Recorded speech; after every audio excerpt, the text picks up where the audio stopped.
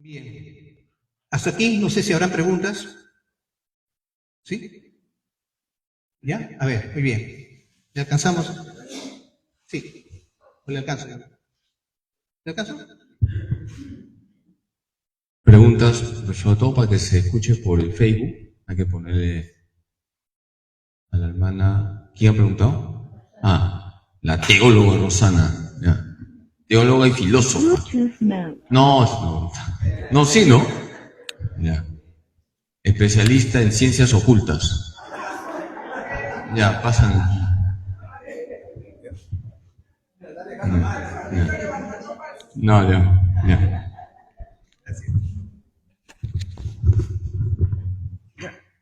Sí, dos preguntas. Buenas noches, padre. Usted dijo que antes que Jesús viniera, éramos como enemigos, ¿no? Y después que Jesús vino, éramos amigos de Dios. Pero yo me pregunto, y también nos han enseñado, que antes de que Jesús viniera, habían hombres justos. Y esos hombres justos justamente estaban en los infiernos, ¿no? Y Jesús cuando murió bajó a los infiernos, también nos lo dice el credo, para llevarlos al cielo. Entonces esos hombres justos eran amigos, no eran enemigos. Entonces quizás generalizar ese tema no estaría del todo bien, ¿no? Bueno, está en la Biblia, pero eso tiene un sentido. Indudablemente que ha habido muchos amigos de Dios, muchos amigos de Dios, empezando por Abraham, gran amigo de Dios. Tenemos a Moisés, gran amigo de Dios, profeta Elías, mucha gente, amigos de Dios, amigos en cuanto que estaban unidos de corazón con Dios, ¿no? Pero cuando se habla de la gracia, si eran tan amigos, ¿por qué no iban al cielo después de morir? ¿No? ¿Por qué? Porque faltaba la gracia. Entonces ahí es donde se usa la figura, ¿no? Nos hizo enemigos de Dios. Por eso no podemos sentarnos a su mesa y banquetear como las figuras que utiliza Cristo, ¿no? El cielo es un gran banquete, ¿no? El cielo es un gran banquete. En ese sentido, o sea, no es que antes no haya habido amigos, ¿no? Sino que se habla en este sentido en el Nuevo Testamento cuando se habla acerca de la gracia que no se tenía y que con Cristo ya se tiene. Porque quien habla es San Pablo, ¿no? Ya Cristo había muerto, había dejado la gracia. En ese sentido. Sí. El otro tema es, bueno, usted dijo que también que nos iba a decir qué consiste la salvación, ¿no? O sea, un poco remarcar el tema. Sí. Y en el tema de la salvación, más que nada un poco preocupada porque ahorita en el año 2025 somos 8.000 millones de humanos que poblamos la Tierra. De esos 8.000 millones de humanos, según datos, 2.300 millones son cristianos, de todas las que creen en Cristo. Y de esos 2.300 millones, 1.300 son católicos, 1.300 millones. Y también otro dato dice que de esos 1.300 millones que son bautizados, solamente el 10% es practicante. Sí. Que va a misa y conoce pues la palabra de Dios y practica los sacramentos, ¿no? Así es. Entonces mi gran preocupación es en el tema de la salvación, de esos 8.000 que estamos ahora en la tierra, tan poca gente se va a salvar. Y también el tema de que si miramos desde que el hombre puebla la tierra, hombres y mujeres, que son mucho más de 8.000 millones, pues no sé cuántos serán, no se ha contado.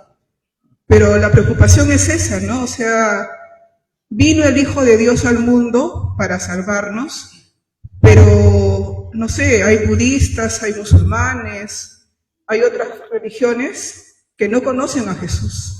Sí. Entonces, un poco el tema de la salvación, ¿cómo se da también en ese sentido? Ya. En principio que hay que seguir evangelizando. Hay que seguir evangelizando. ¿Para qué? Para presentar al Salvador. Ahora, en el camino, mientras se evangeliza la humanidad, vamos a decir, vamos a encontrar personas que tienen otras creencias religiosas, pero no tienen culpa de no conocer a Cristo.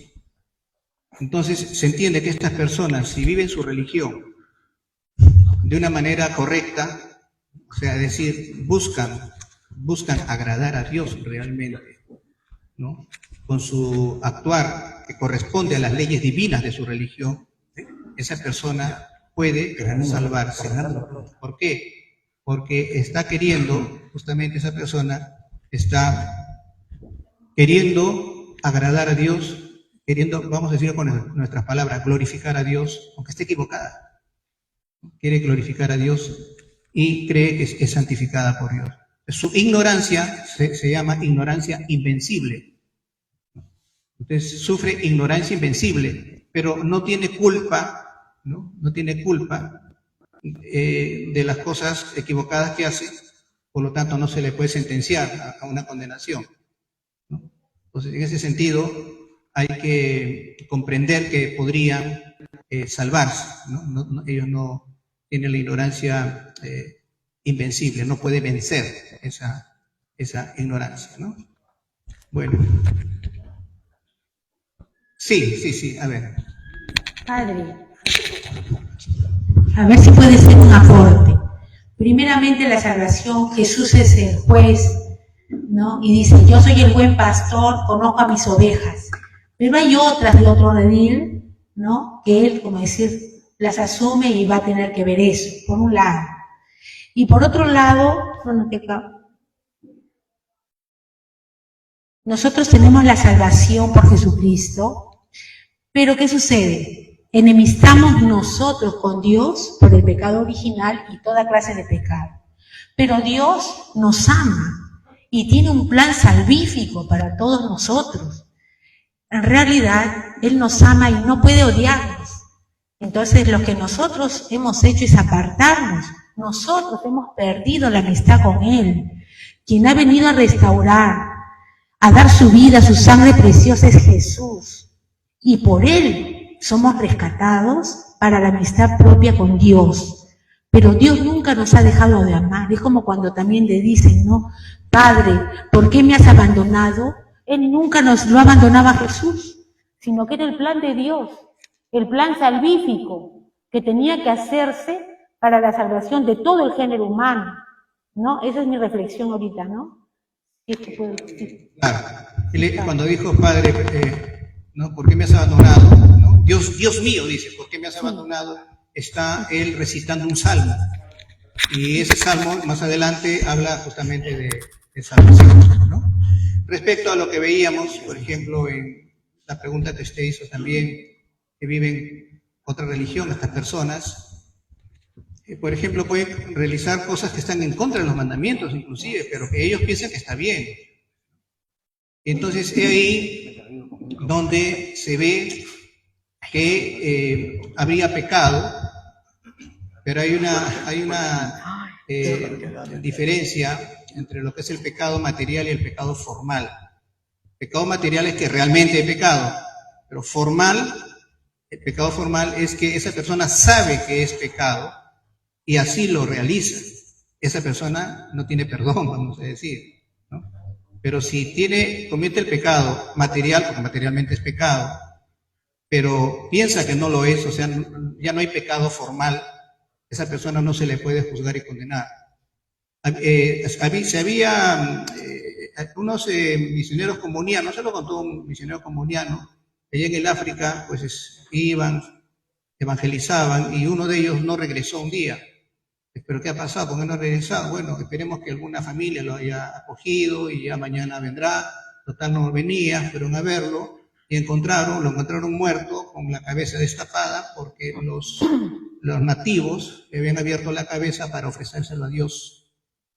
Entonces, ellos querían hacer algo bueno para Dios, ofrendar a Dios la vida, ofrendarle la sangre de esa persona, ¿no? Pero en su mente equivocada.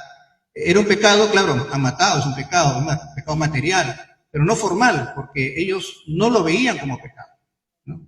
No lo veían como pecado. Entonces Dios, en el momento de juzgar, Él verá eso. Nosotros tal vez tengamos una visión, ¿no? Desde justamente nuestra forma de ver las cosas, de entenderlas, o de quererlas, pero Dios ya es el que finalmente va a juzgar, ¿no? Sí, ahí, perdón. Padre, buenas noches. ¿Cuál es la finalidad de reunir a todas las religiones en un solo culto? No, eso no se puede hacer. No, reunir toda la religión en solo culto no. Nosotros sabemos que cada religión tiene su culto, pero tenemos que aspirar a que el culto que se le rinda a Dios sea como Jesucristo lo quiere. Por eso la evangelización, ¿no? Y no aceptar, vamos a decir, o no ser permisivo, ¿no? Porque lamentablemente a veces hay ciertas iniciativas en que nos juntamos, aunque no tengamos la misma fe, pero somos hermanos. No. Hay que predicar a Cristo, ¿no? Cristo dijo, esto es así, esto es así, venimos a anunciarte esa buena nueva. Bueno, si quieres bien, si no quieres, pues, ¿qué vamos a hacer? No será tu tiempo, tu tiempo será más adelante, ¿no? ¿Sí? ¿Aquí? Ya, aquí hay una pregunta.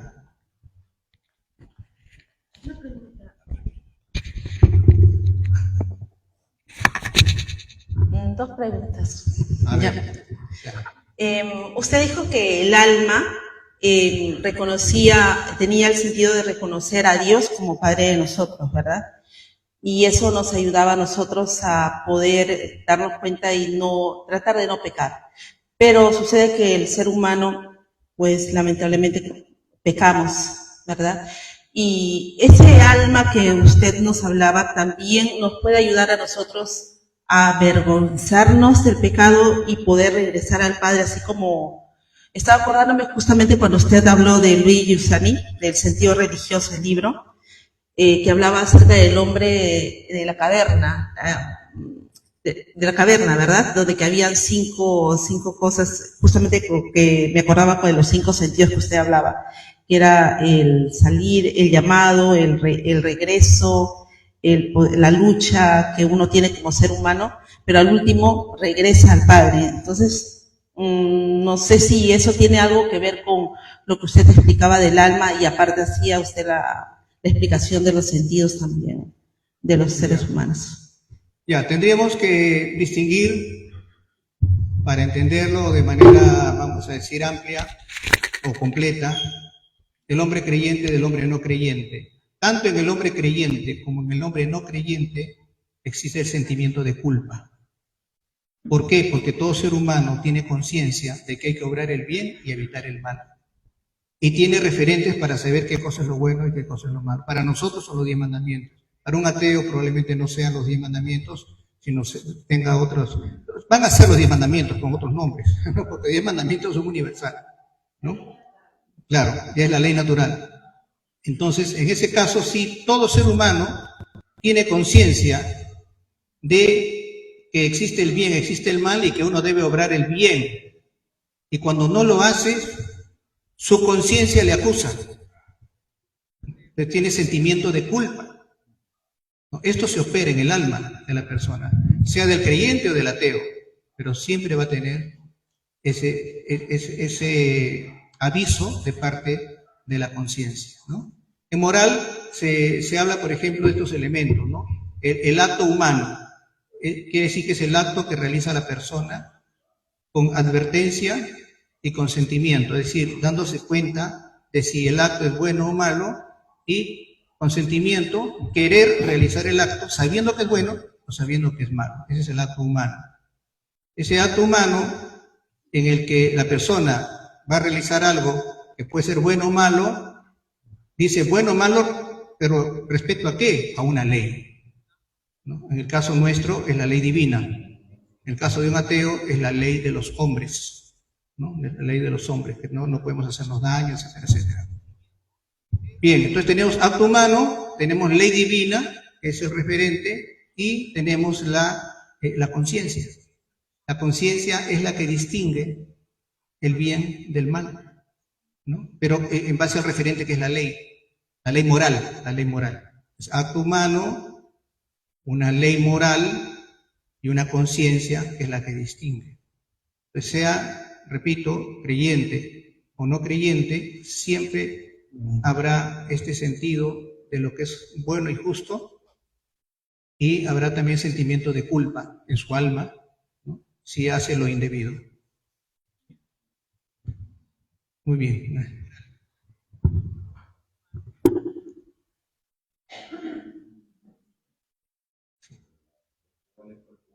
sí. Ya, entonces acá va a haber una precisión acerca del tema de lo tripartita en el hombre.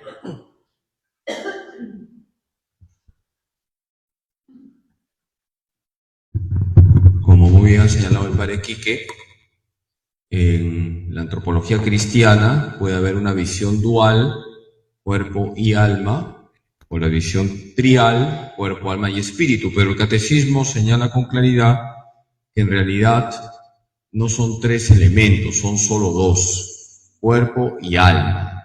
Es verdad que San Pablo dice cuerpo, alma y espíritu, sí, pero San Pablo, cuando habla de espíritu, está caracterizando el alma. Por lo tanto, el espíritu es una característica del alma y, como ha dicho el padre Quique, porque el alma es espiritual, se abre a lo infinito, se abre a Dios. Dice el catecismo en el número 382, el hombre es corpore et anima unus, es decir, una unidad de cuerpo y alma. La doctrina de la fe afirma que el alma es espiritual, por eso inmortal, es creada de forma inmediata por Dios. ¿De acuerdo? Entonces, espíritu es una característica del alma. Por eso el alma es inmortal. Cuando viene la muerte, el cuerpo se corrompe, pero el alma, porque es espiritual, pervive. Y como ya les expliqué cuando hablé de la escatología, si el alma está totalmente limpia, ¿a dónde se va? Al cielo. Parcialmente limpia al purgatorio y totalmente sucia por el pecado mortal porque no hubo arrepentimiento, al infierno. Bien.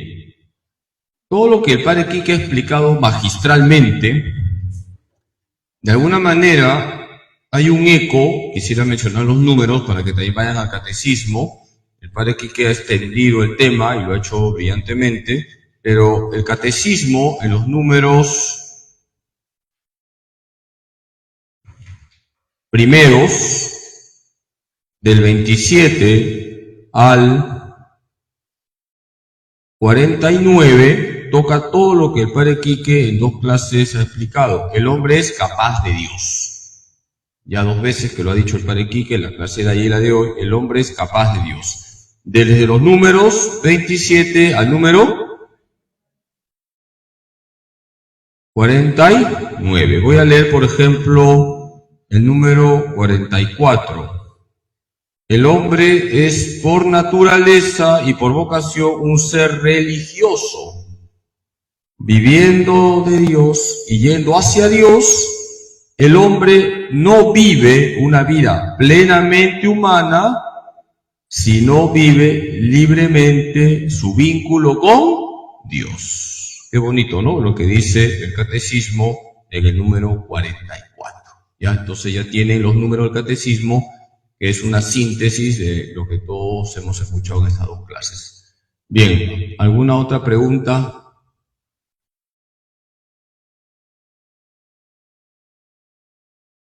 El último que pregunta tiene urgencia plenaria. Yo voy a hacer una pregunta, bueno, quisiera que el padre Quique la responda, ¿no?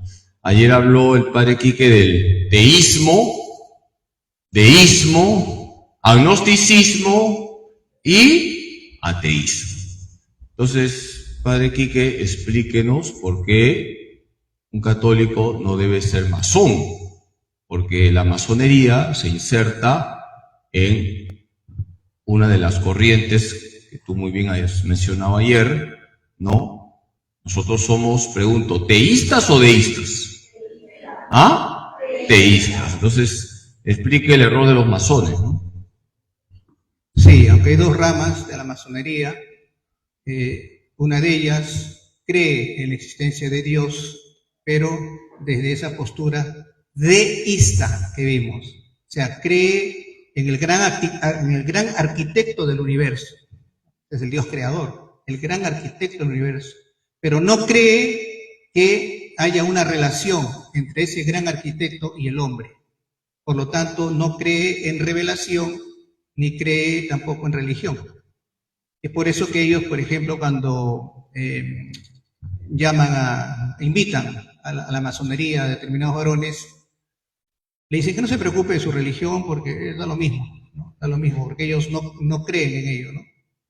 Entonces, no se puede ser masón en principio porque ellos son deístas, nosotros somos teístas, ellos son deístas.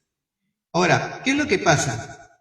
Lo que pasa es que si ellos son deístas, quiere decir que Dios para ellos no se mete en las cosas de los hombres, vamos a decirlo de esa manera tosca, ¿no? Porque creó al hombre y lo dejó allí, el gran arquitecto del universo, pero dejó al hombre allí. Entonces, ¿quiénes van a elaborar las leyes? Los hombres, no Dios. Y un creyente no piensa así. Un creyente piensa que Dios no solamente creó al hombre, sino lo cuida, y una manera de cuidar es revelarle cuáles son las normas de conducta que lo lleven a una vida plena, una vida virtuosa, que se le llama santidad, virtudes heroicas, ¿no? Entonces, hay ahí una cosa que no funciona respecto al creyente y al masón que es deísta. Nosotros somos teístas, ellos son deístas. Entonces, por ejemplo, supongamos que somos masones nosotros, y como Dios no interviene con nosotros, y nosotros tenemos que ponernos de acuerdo, y podemos de repente, pues no sé, procurar desde el Congreso, vamos al Congreso, entramos al Congreso, y la ley del aborto, o cualquier otra ley, que no corresponde justamente con las leyes divinas, que un teísta sí considera. Porque ellos dicen, no, si Dios no se mete con nosotros, nosotros decidimos. Entonces, esa es un poquito la idea. No sé si me hago entender, pero... Sí, sí. A ver.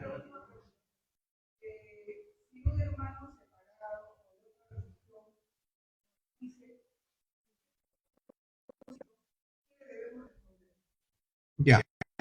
Justamente, bueno, si es separado, si es cristiano, pues podrá entenderlo, ¿no? La salvación es que después de esta vida lleguemos a la vida eterna al lado de Dios. Pero salvación puede entenderse también de otra manera, sin desdecir esta, ¿no? Salvación podemos traducir, esto un formador en el seminario nos dijo, cuando ustedes escuchen salvación, piensen en salud. Es tener salud en esta vida y salud en la eterna, ¿no? Entonces, ¿cómo explicó esto? De que inclusive ya estando nosotros en vida terrenal, podemos ser salvos, lo dice San Pablo. Ustedes son salvos. ¿Por qué? Porque vivimos salvados por Cristo, viviendo en gracia, pero aspiramos a una salvación que sea por toda la eternidad, ¿no? Salvados del pecado y de la muerte eterna, del pecado y de la muerte eterna, ¿no? Salvados del... Sí. Ahora, yo quiero, si ya no hay más preguntas, quiero también dar otro tema breve. Es decir, lo que quiero ahora es decir cositas pequeñas para en base a eso ustedes puedan. Ustedes se acuerdan que el día de ayer yo mencioné que entre la criatura y Dios se da una dependencia creatural, no sé si se acuerdan, y yo les dije que esa dependencia creatural no solamente es en base a la causalidad. Claro, Dios es el creador, yo soy la criatura, yo como criatura dependo del Dios creador, ¿no? Entonces, porque Él es causa, yo soy efecto, y ahí quedó la cosa. No, le dije que en la relación con Dios, la experiencia con Dios, esa dependencia creatural es existencial. Es decir, yo dependo de Dios para ser feliz en esta vida y en la otra. Eso es. Esa es la dependencia. Entonces yo me siento que dependo de Él. Es decir, yo no puedo prescindir de Dios. Dios me acompaña durante toda la vida. Yo busco que Él me acompañe. Yo no quiero apartar mi pie de su sendero. Yo quiero estar siempre en el camino del Señor. Yo quiero que Él esté conmigo ahora y después de mi muerte, ¿no? Eso es lo que yo quiero. Entonces, esto es muy importante, pero ¿cómo se logra eso? ¿Cómo se logra eso? Y hay una palabra que nos puede ayudar mucho, que aparece en la Sagrada Escritura, que tiene un sentido muy interesante y valioso, que es el tema del corazón. El corazón en la Biblia, el corazón en la Biblia es la interioridad de la persona, la sede de tus pensamientos, la sede de tus sentimientos, la sede de tus valores, la sede de tus anhelos, ¿no? Esa es tu interioridad, eso se llama el corazón, ¿no? El corazón de la persona es la interioridad. Entonces, ese corazón debe estar puesto en Dios. Ese corazón debe estar puesto en Dios.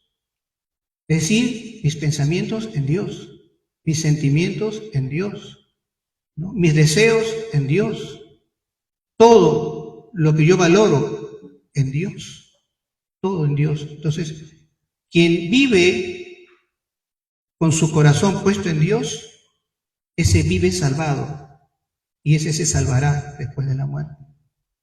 Por eso es muy importante el tema del corazón, que Jesús mismo dice, allá donde está tu tesoro, ahí está tu corazón, ¿no? Es decir, allá donde está lo que más valoras, ahí está tu corazón, tu interioridad está puesta en ello. Que tú valoras el dinero, pues ahí está tu corazón. Donde está tu tesoro, que es el dinero, está tu corazón. Y entonces todos tus pensamientos girarán en torno a cómo conseguir dinero, todos tus sentimientos, cómo hacerlo. No te importará pisar a las personas, abrirte el campo a codazos, no te importará nada, porque tu corazón está puesto en el dinero, ¿no? Y es así como no vas a ir por el camino que yo te propongo, ¿no? Por eso habla de que hay que conseguir las riquezas del cielo y no las de la tierra, ¿no? San Pablo lo repite.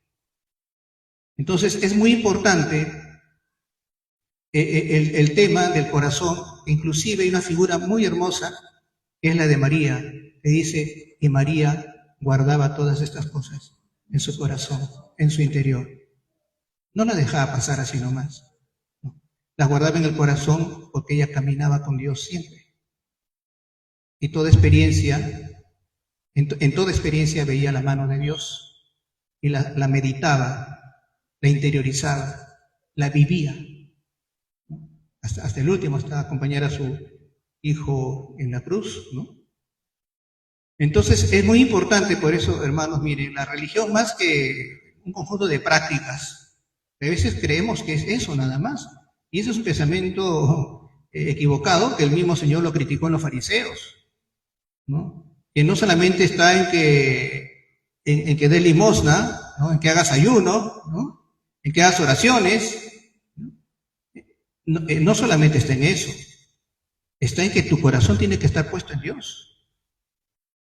Ahí está tu santidad y ese es tu camino de salvación.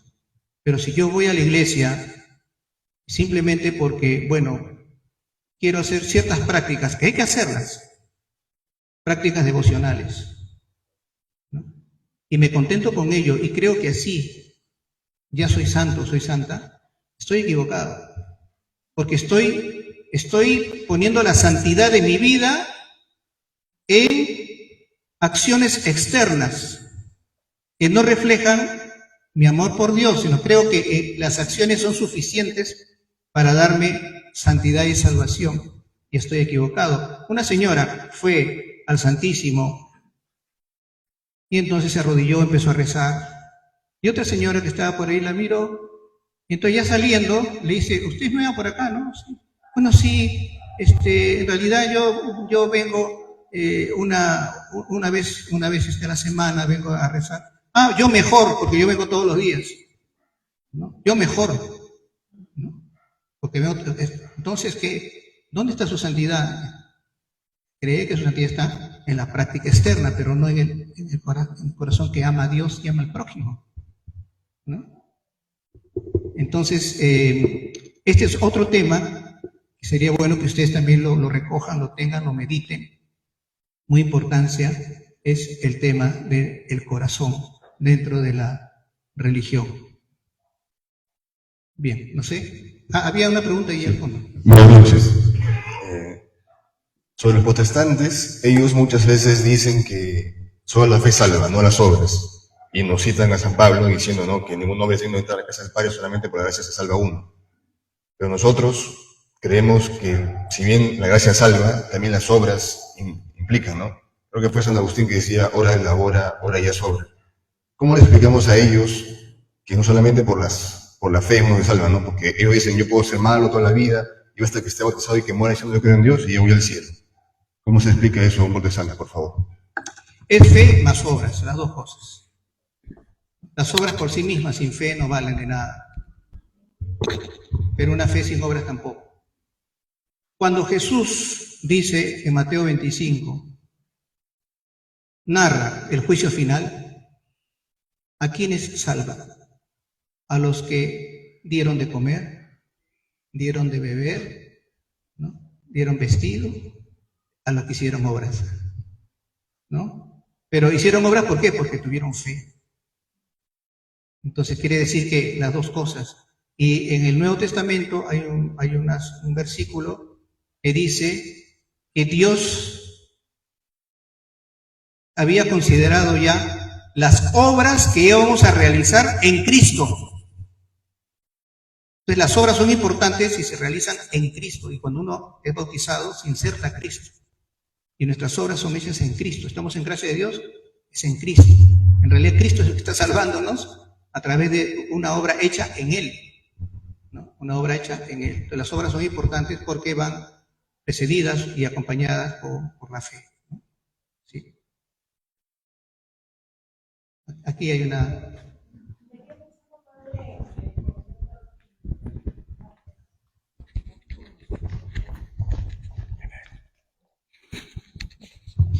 Me quedé pensando en la definición de espíritu. Quería entender cuando en la bienaventuranza, bienaventurado el pobre de espíritu, porque de él será el reino de los cielos, la salvación. ¿Cómo se conecta eso? ¿Cómo se interpreta eso? Ese es Mateo, ¿verdad?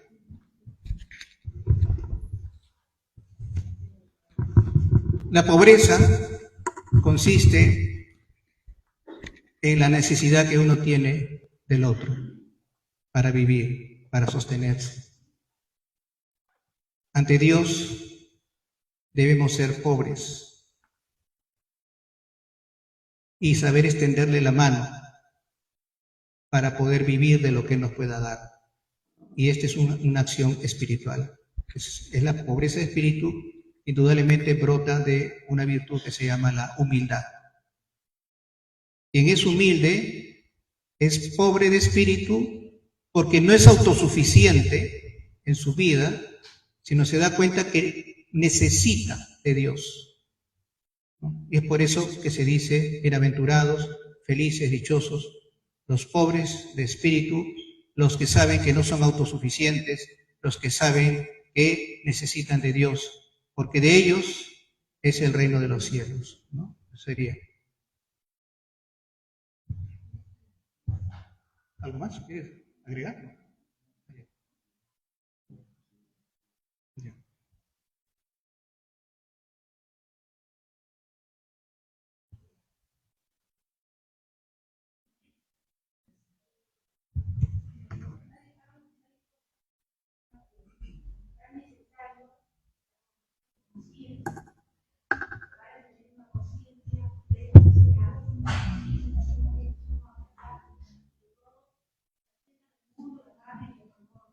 Sí.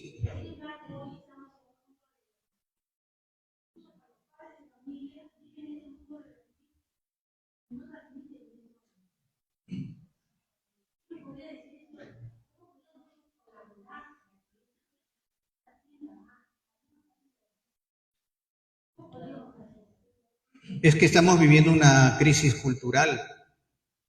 Ese es el problema. Antes las personas tenían al menos respeto por Dios, ahora ni respeto tienen de Dios. Tenían cierta consideración con Dios, ahora no. Pero hay un fenómeno también que ocurre, que hoy en día las familias no funcionan bien. Entonces los niños van creciendo con egoísmo, con ciertos traumas, ¿no?, con cierto sufrimiento, con maltratos y todo eso, y eso como que impide de alguna manera, pues, escuchar, ¿no? Una evangelización, si se quiere, ¿no? Pero hay que aprovechar los momentos en que los tenemos con nosotros, ¿no? Como por ejemplo el colegio. En el colegio van a ir al colegio necesariamente. Pero ¿cuál es el plan educativo que hay? Si seguimos con el mismo plan de siempre, es siéntate, te enseño y te vas a hacer tu tarea y te califico.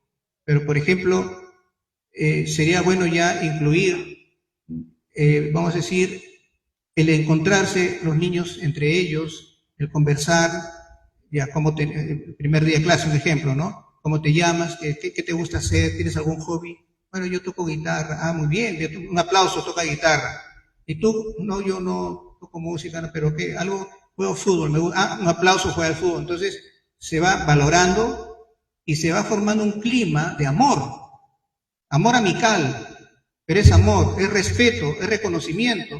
Un niño que de repente en su casa le ha dicho que no sirve para nada, de repente en su casa no le hacen caso, que quiere hablar, no dejan hablar, en el colegio lo están dejando hablar, sus amiguitos. Entonces, esa es, vamos a decir, la inteligencia del maestro, de la maestra, que va haciendo que en el corazón del niño vaya formándose una apertura al otro y encontrar el valor del otro, y encontrar el amor en el otro, pero de ahí jalando para que, ¿por qué somos así? ¿Por qué nos gusta que nos quieran? ¿Por qué nos gusta que las cosas salgan bien? Todo eso, porque Dios nos ha hecho así. Ya uno salta a Dios y poco a poco va educando, ¿no? Entonces, en este tiempo de crisis tenemos que ir viendo modos, métodos, para poder empezar desde los niños, ¿no? A los adultos también hay jornadas, todo eso, algunos ni van, todo, pero algo se puede hacer, porque hay mucha gente buena también, sino que ignoran estas cosas, ¿no?